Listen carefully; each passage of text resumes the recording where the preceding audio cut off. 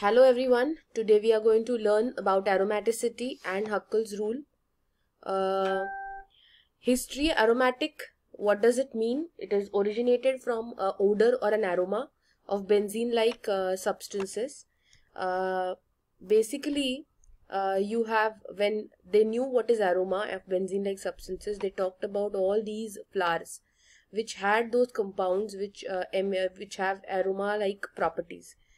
So chemists had completely different method to decide whether the compound is aromatic or not. So this was a biologist who was saying that those who have aroma, they are aromatic compounds. However, chemists had a different strategy altogether, and they thought of applying something called as criteria of aromaticity to determine which structure is aromatic and which is not. So what exactly is this criteria of aromaticity? The molecule should be cyclic, planar and conjugated. What does this conjugated mean? It means it should have an uninterrupted cloud of pi electrons above and below the plane of the ring. And other than this, it should also follow Huckel's rule. So we are going to see all this one by one. Every atom of the ring must have an orbital, and the delocalization should result in the uninterrupted cyclic cloud of pi bonds. So you can see here a benzene ring which is a flat ring, and it has a pi electrons, that is pi cloud, which is uninterrupted and continuous, and that means it's conjugated. Huckel's rule was invented by Erich Huckel and was the first one to recognize that an aromatic compound must have an odd number of pair of electrons, and mathematically it is written as 4n plus 2, where n should be an integer. So a German chemist, Erich Huckel, was the one, person who has invented this. So what he has to say? Before going to what exactly it has to say, we said that the system should be cyclic. So which means any kind of acyclic system cannot be aromatic. Aromatic compounds will have occupied molecular orbitals which are completely filled, whereas anti-aromatic compounds will have incompletely filled molecular orbitals. And if an anti-aromatic system is there, it has very much probability that it may change its conformation and convert itself into a non-aromatic one, because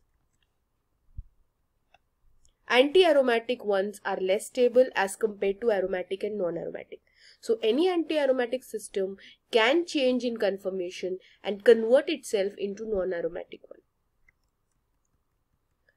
The shape of the ring we talked about should be planar. So benzene is a flat molecule which is aromatic, we know. So the shape of the ring should be flat or 3D. But most conjugated rings which we see are aromatic are flat, but not all can be flat, and hence there are some exceptions which we are going to see. So what are these exceptions? This is cyclodecapentaene. So this is 10 carbon and I have 5 double bonds, so it is cyclodeca and pentaene. When I look at the structure, people may say it's acyclic, but yes, it's cyclic because it's an entire cycle of 10 carbon. However, you can see here hydrogens have come in between, and they are interacting with each other as such. And hence the planarity of the molecule is hampered, and this comes under non-planar cyclic molecule. And even if it is cyclic but non-planar, it is considered to be non-aromatic. However, if a new bond is formed here and I do not have these two hydrogens and a new bond is formed between carbon-carbon, I get a very aromatic naphthalene moiety which is planar and its conformation is not hampered. Okay. The second exception is cyclooctatetraene. You can see here 8 carbon moiety with 4 double bonds. So cycloocta and tetraene. When I say there are 8 electrons and looks planar, but this is an anti-aromatic moiety because this is not planar. This is having this kind of puckered shaped structure. This has a puckered shaped, tub shaped structure, and that is a preferred conformation because this leads to a conflict between the carbons, and that leads to a puckered shaped, tub shaped structure, and hence the structure is non-aromatic. However, we may write it as an anti-aromatic, but this has non-aromaticity. But then how to determine that these structures are non-aromatic? Okay. So going ahead, the reasons of the change in the shape, as we just now saw, is nothing but a transannular strain. So what exactly is transannular strain? It arises due to an unfavorable interaction of ring substituent on adjacent carbon. So if there is an interaction of two carbons which are non-adjacent to each other, then there is some kind of a strain created in the entire structure. It also happens if there is a lack of space in the molecule and there is a lot of interaction or conflict of substituent with one another. And this is usually found in medium-sized alkanes. What are medium-sized alkanes? Medium-sized alkanes are the one with carbon 8 to 11. And these are the three conditions because of which a typically normal looking or a flat looking structure changes its conformation and arranges itself into a non-flat or a non-planar kind of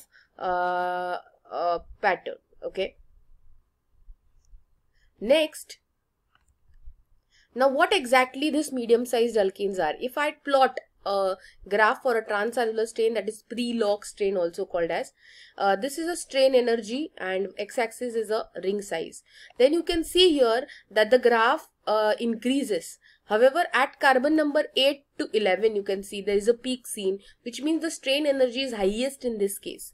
Which means that I have more strain energy when I am dealing with carbons of carbon number 8 to 11. And hence, in these cases, I will have lot of strain energy and hence conformational changes would be happening there and non-planarity would be existing. Okay. So going ahead, what exactly is the shortcut to determine the aromaticity? Now we saw a lot of things. Then what exactly is the shortcut by which we can determine the aromaticity of the compound? This is the key to it. So we have three categories basically. What are these three categories? I have aromatic, non-aromatic and anti-aromatic.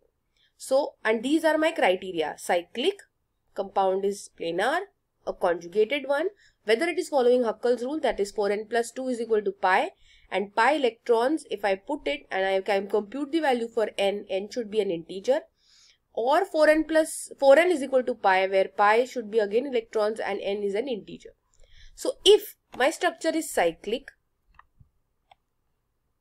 if my structure is planar, if my structure is conjugated and following 4n plus 2 is equal to pi rule and n is integer, then the structure is aromatic. I need not do 4n rule. However, if my structure is cyclic, it is planar, it is conjugated, but it is not following 4n plus 2 as n is not an integer, in that case you go and try 4n rule and check out whether n is an integer. For non-aromatic, one of the three, cyclic, planar or conjugated, need not be followed and hence it turns out to be non-aromatic. However, for planarity, we have to see to it that for carbon 6 to 7 or below or above 11 carbon have a good kind of coordination and no conflict between them and hence they are said to be planar. However, for carbon number 8 to 11 are non-aromatic and they are said to be having a compromised conformation and non-planar kind of conformation due to transannular strain and a pre-log strain. I think you have followed the technique. In the next video, we will look at the examples and go through it. Okay. So this is a shortcut for aromaticity. Very simple and go for it. You will succeed and the 4 marks which is there in the question paper would be yours. Thank you for watching the video.